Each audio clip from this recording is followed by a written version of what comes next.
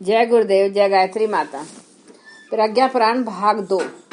इसमें गुरुदेव जी ने आगे लिखा है कि आवारा लड़कों को राह पर लाने वाले पादरी जब चारों ओर सब अपने ही दिखने लगते हैं तो ऊंचे पिछड़े, धनी गरीब, काले गोरे किसी तरह का भेद नहीं रहता। आत्मा दूसरों के हित के लिए छटपटाने लगती है एवं आत्मीय भाव विस्तृत होने लगता है। नेपल्स मगर में आवारा लड़कों की भरमार थी। दरिद्र और पिछड़े लोगों के लड़के कुसंग में पड़कर अपने अपने गिरोह बना लेते थे और चोरी, उठाईगिरी, ठगी के धंधे से अपना गुजारा करते थे।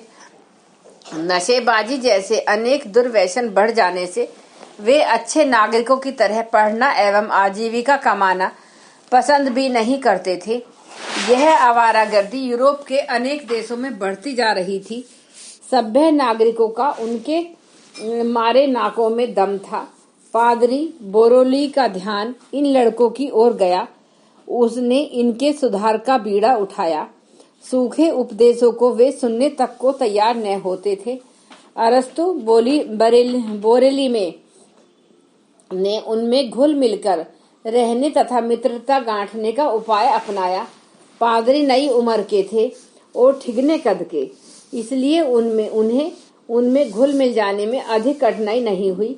पादरी ने एक टूटा हुआ पुराना मकान किराए पर ले लिया। ऐसे लड़कों का न तो कहीं आश्रय था और न खाने पीने का ठिकाना। बोरेली के इस घर में रात्रि को रहने की, शाम को ताजा खाना पकाकर खाने की सुविधा हुई तो सैकड़ों लड़के उस आवारा आश्रम में आने लगे। यही अवसर था जिसमें उन्हें पढ़ाने, कमाने, खाने तथा कुटेव छोड़ने के लिए सहमत किया जा सका और इस योजना के अनुसार हजारों को सभ्य तथा स्वावलंबी बनाया जा सका।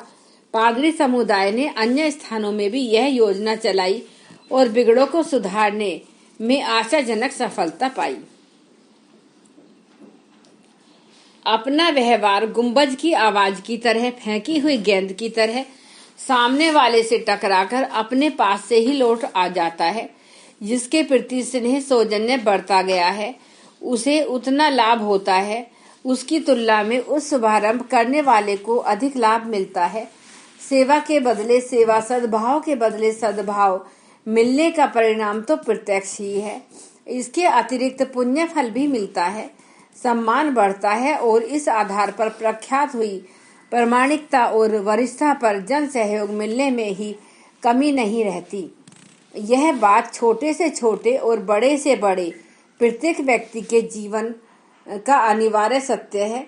छोटे इसी आधार पर बड़े बनते हैं तथा बड़े इसी आधार पर व्यापक सम्मान और श्रद्धा अर्जित करते हैं। पहली परख जापान के महान संत मेइजी के जीवन की घटना है।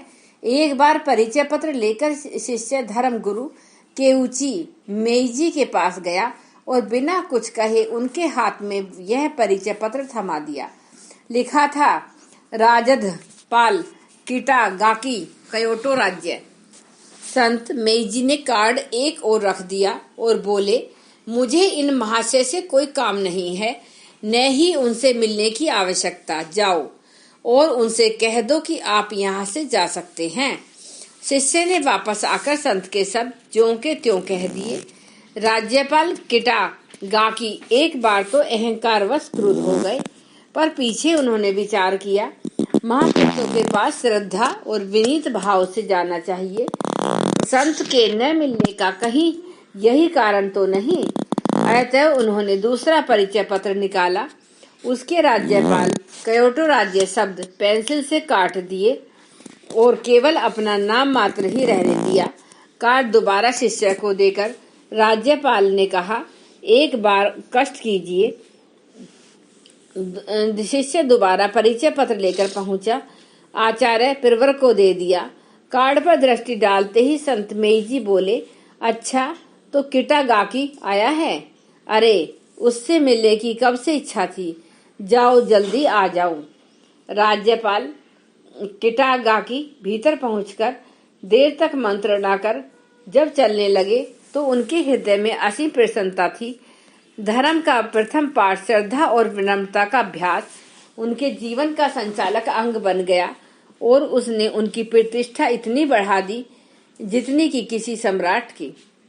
त्याग का सम्मान। एक था कृपण किंतु कंजूस, कि अपने आप पर भी ढेला खर्च नहीं करता था।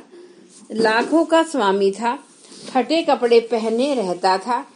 केवल एक अच्छी बात थी उसमें, वह सत्संग में जाता था।